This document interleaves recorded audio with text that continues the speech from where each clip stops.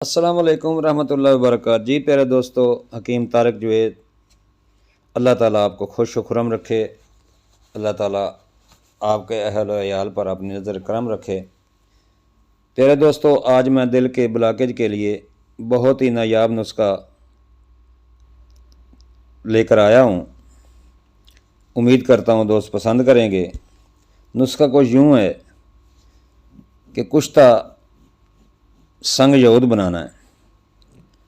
तरकीब तैयारी ये है कि संग यहूद 5 तोले लें और निशादर ठीकरी अच्छे वाला 5 तोले लें। इनको आप लीमू से खरल करके टिकिया बनाएं और 1 किलो की आग दे दें। निकाल कर देखें, उसका वज़न करें। अगर वज़न जितना कम हो उतना निशादर डालकर और लीमू के पानी से खरल करके दोबारा 1 किलो की आग दें। इतनी आगे दें कि 100 ग्राम पूरा हो जाए, यानी कि उसका वज़न 100 ग्राम हो। फिर इसको चीनी की प्याली में रखें, हवा पर रात को रख दें।